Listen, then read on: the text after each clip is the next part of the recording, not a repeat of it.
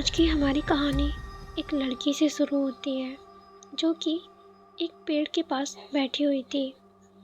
वो कुछ परेशान लग रही थी। उसका नाम कोमल था। कोमल अंधी थी, उसे कुछ भी दिखाई नहीं देता था। वो वहाँ किसी का इंतज़ार कर रही थी। शाम थी तो अंधेरा हो चुका था कि तभी अचानक कोमल को किसी के आने की आहट होती है।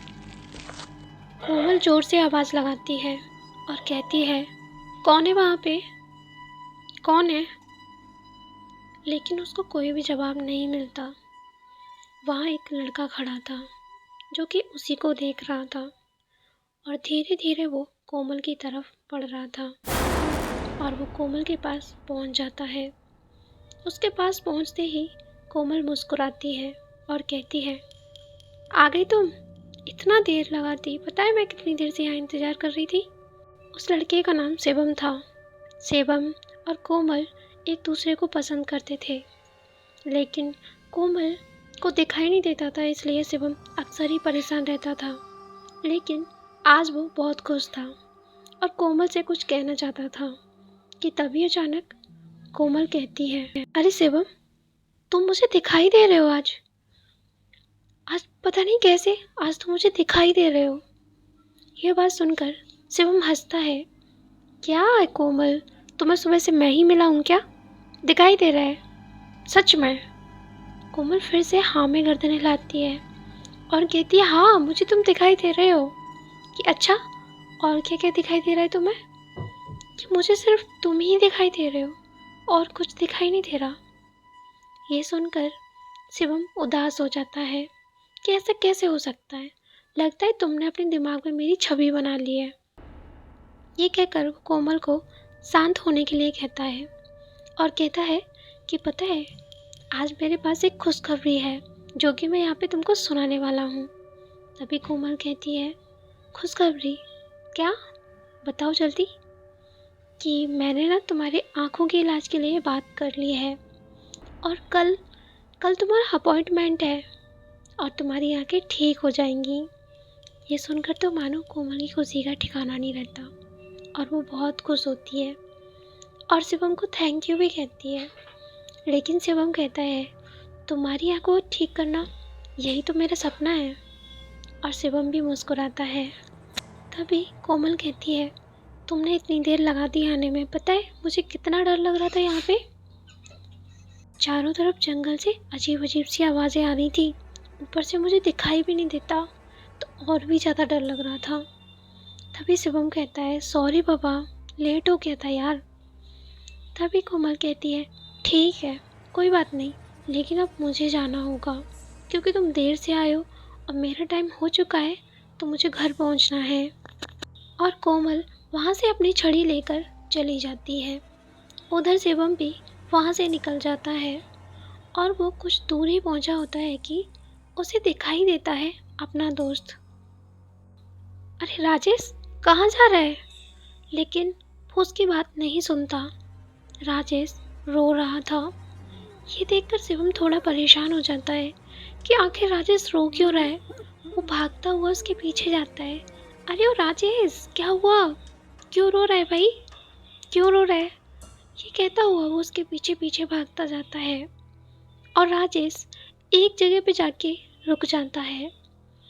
जब वो वहाँ बैठकर रोने लगता है तो शिवम भी उस जगह पे जाता है और देखता है तो उसके पैरों तले ज़मीन खिसक चुकी थी और वो सोचने लगा कि आखिर ऐसा कैसे हो सकता है। और वो वहीं पर ज़मीन पर गिर पड़ता है। वहाँ पर शिवम की बॉडी थी। शिवम मर चुका था। अभी जो शिवम कोमल से मिला वो उसकी आत्मा थी।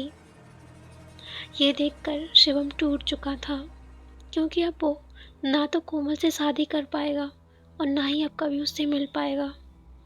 वह राजेश को काफ़ी बार बुलाता है, उसे छूने की कोशिश करता है, लेकिन वो उसे छू नहीं पा रहा था।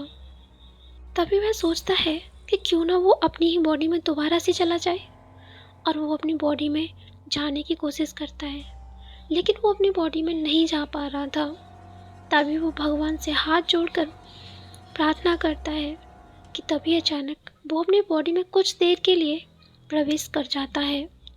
तो वो राजेश से कहता है, मेरे पास ज़्यादा वक्त नहीं है, मैं शायद अब नहीं बचूंगा, तुम बस कोमल का ख्याल रखना और हो सके तो उसे तब तक मत बताना जब तक कि उसकी आंखें ठीक ना हो जाए।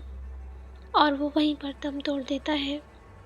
उसके दूसरे दिन ही कोमल हॉस्पिटल पहुंचती है, लेकिन वहाँ पर शिवम नहीं पहुंचता। तो वो परेशान हो जाती है, लेकिन कुछ देर बाद डॉक्टर उसको उसके इलाज के लिए ले जाते हैं और 1-2 दिन बाद ही उसकी आँखों का इलाज होता है और अब वो अपनी आंखें खोलने वाली थी। तभी वह सबसे कहती है कि शिवम को बुलाइए, वो मुझसे मिलने भी नहीं आया, 2-3 दिन हो गए। लेकिन कोई भी उसे कुछ नहीं बताता कि तभी अचानक कोमल कहती है, आ गए तुम, मैं कितनी देर से तुम्हारा इंतज़ार कर रही थी। उसके सामने शिवम खड़ा था, या यूं कहें शिवम की आत्मा। कोमल को वो दिखाई दे रहा था क्योंकि कोमल अंधी थी। अब वो पहली बार अपनी आंखें खोलने वाली थी, तो वो शिवम को महसूस कर सकती थी बंद आंखों से भी। अब डॉक्टर धीरे धीरे कोमल की आंखें से पट्टी हटा रहा था। जब वह धीरे धीरे पट्टी हटा रहा था तो शिवम वहाँ से जाने लगता है, लेकिन कोमल उसे रोक लेती है। ये देखकर लोगों को बड़ा अजीब लग रहा था कि यहाँ तो कोई है ही नहीं, तो आखिर ये किसको रोक रही है। किसी को कुछ भी दिखाई नहीं दे रहा था। तभी डॉक्टर उसकी आंखों की पट्टी हटा देता है, लेकिन अब उसे शिवम दिखाई नहीं दे रहा था जो उसे बंद आंखों से दिखाई दे रहा था। फिर सबसे पूछती है कि शिवम कहाँ गया। कोई कुछ नहीं बोलता। तभी रोते हुए शिवम का दोस्त उसे सब बात बता देता है। कोमल तो टूट चुकी थी। उसे समझ आ चुका था कि आखिर उस दिन उसे शिवम दिखाई क्यों दे रहा था, क्योंकि वो शिवम की आत्मा थी, शिवम नहीं था। ये सोचकर वो जोर जोर से रोने लगती है और अब वो कभी शिवम को नहीं देख पाएगी। ये दुख उससे सहन नहीं हो रहा था।